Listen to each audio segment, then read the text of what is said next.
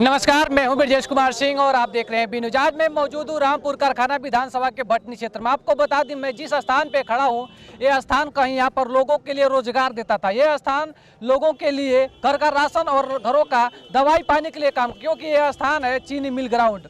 मैं भटनी चीनी मिल ग्राउंड में इस समय हमारे साथ मौजूद है भटनी विधानसभा के भारतीय जनता पार्टी के युवा प्रत्याशी सुरेंद्र चौरसिया और समाज सेवी। इनसे बात करेंगे, जानेंगे कि आखिर अपने क्षेत्र के लिए क्या करेंगे और भारतीय जनता पार्टी से यह टिकट पर चुनाव लड़ रहे हैं। इनसे बात करते हैं।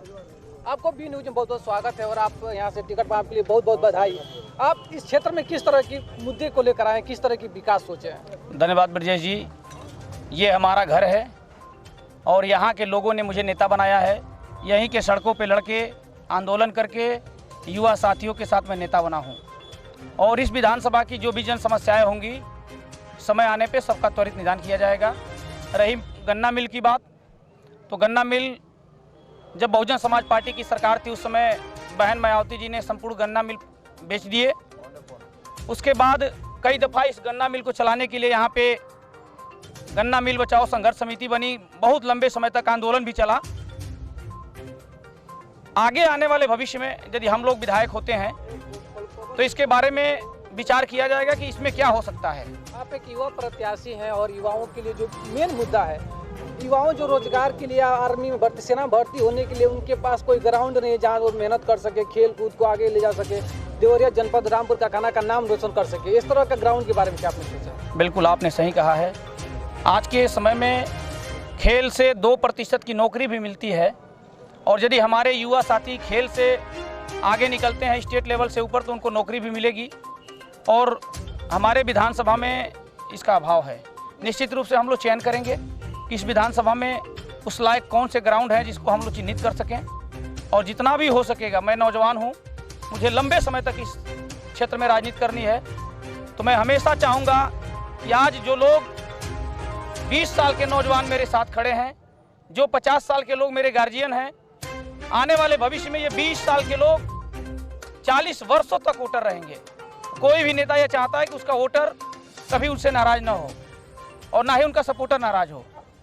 तो एक अच्छा नेता जो होगा वो निश्चित रूप से अपने लोगों का ख्याल रखेगा।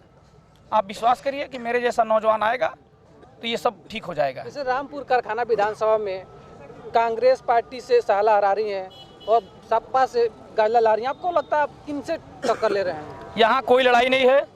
आने वाले भविष्य में ना ही मैं इस विधानसभा में कोई तुष्टीकरण होने दूंगा और ना ही किसी का उत्पीड़न होने दूंगा।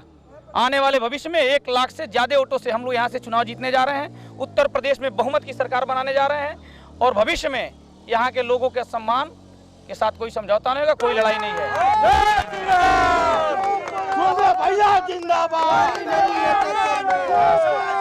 आपको क्या लगता है कि 5 सालों में जहाँ यहाँ के वर्तमान विधायक थे कमलेश शुक्ला, उनसे जो कार्य छूट गए वो आप पूरा करेंगे? बिल्कुल, हमारी सरकार ने पूरे 5 साल निष्ठा से काम किया है। चाहे वो गरीबों में राशन देने की बात रही हो, चाहे नौजवानों को रोजगार देने की बात हो। विगत 15 सालों में सबसे ज़्यादा किसी सरकार ने नौकरी दिया है तो वो भारतीय जनता पार्टी की उत्तर प्रदेश की सरकार ने दिया है। आप किस तरह के विकास मैनिफेस्टो आप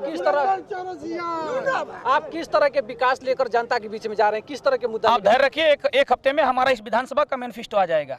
1 हफ्ते में हम अपना घोषणा पत्र जारी करेंगे, हमारी पार्टी जारी करेगी कि रामपुर विधानसभा में हम क्या करेंगे और ये सबके सामने होगा। बहुत बहुत धन्यवाद। जैसे कि आपने सुना, ये रामपुर विधानसभा के प्रत्याशी हैं।